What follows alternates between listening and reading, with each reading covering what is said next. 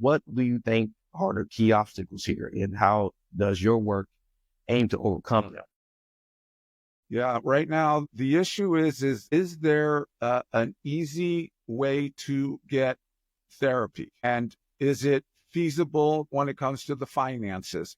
And we as a nation chose not to make it for all. And in that, it's pretty unfair when it comes to, if you are a youth and you're under your parents' insurance, you're good until 26. So you still got the insurance. But after 26, if you're not working at a job that provides it and you don't feel that you need it, it's not there for you as a tool. And to look and find where you can go to address issues in the therapeutic arena is pretty much non-existent. And then on top of that, stigma. Yeah. You know what? We are hardcore males. We make no mistakes. I'm Rambo. Well, you know what? I'm not going to ask for help from that. I'm not going there. And there's a stigma attached to mental health that it is terrible. Now, I had an experience with the military. I became a contractor, a government contractor, where I was sent into active duty military installations all around the world. And I was provided to a command where I became what was called a military family life consultant. And from there, the command could use me under the circumstances when you get in trouble in a command, and every once in a while that happens. They were sent to me. That was no problem. But to get the guys to come to you, I was like pulling teeth.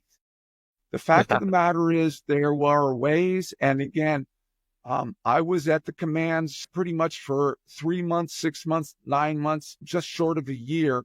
And when it was the year long, it was able to gain the trust for me to become a tool, an asset for them. But the bottom line is our society still makes mental health a stigma. And our youth are listening to what society says, and they're getting stuck in that terrible tape that says that, no, you're not going to go there because you're a man. And you know what? It's unfortunate, but it's something that we're still working on. I tend to think that, like, if you was to replace the title with Marvel movie title, that more guys would show up or something. It is tough, man. And I know when I first came back and I was transitioning, I didn't think I needed the help. Yeah. Yeah. Whole thought of like, hey, you're going to talk with someone about your issues. It just seems very kooky to me. And, but I was eventually able to get over it because, just the whole thought of like, you can't do this. You can't do this. It's impossible. Speaking of like, doing something alone, trauma and life transitions is one of those things that we try to swim through. Your approach to addiction, trauma, and major life transitions, it really resonates with the idea of like, to dying on self, be true. True. How do you help young men embrace this, especially when they're in the thick of the trouble? This is the critical piece that, it's a hook that you try to get someone to look at their circumstances through a different lens. And what that can be is you bring up family. You know what? You're in a place where it's not going well right now, and you need to make these changes that are incredibly difficult.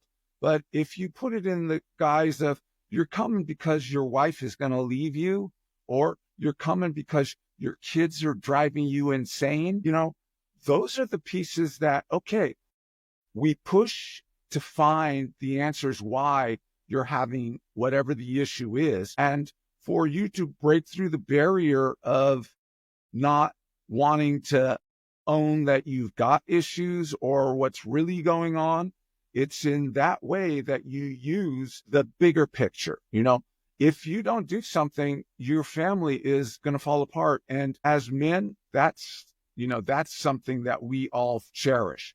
We are proud to no end about our family. And if it means that you've got to come to address an issue, you will. And I will bring that up in a way so that you can know that this is the reason you're really doing it. And now give it up. What's going on?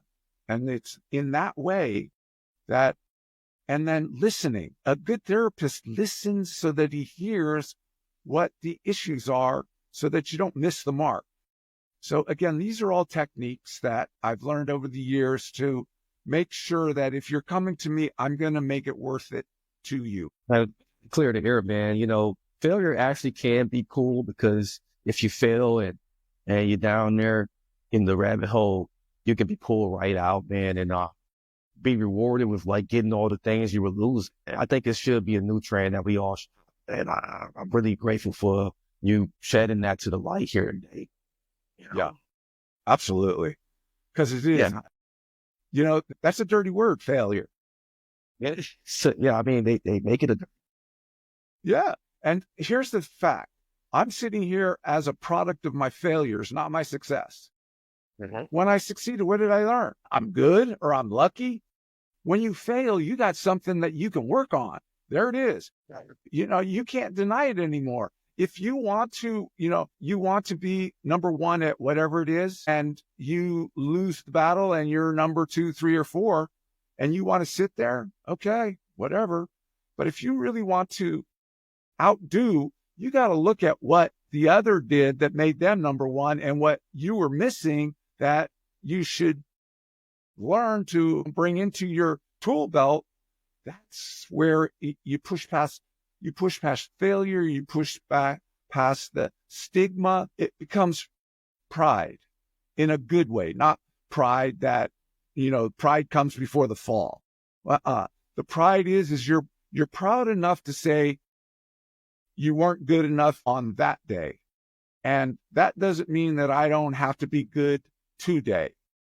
And that is what is mature, healthy mental health, how to look at self. love it.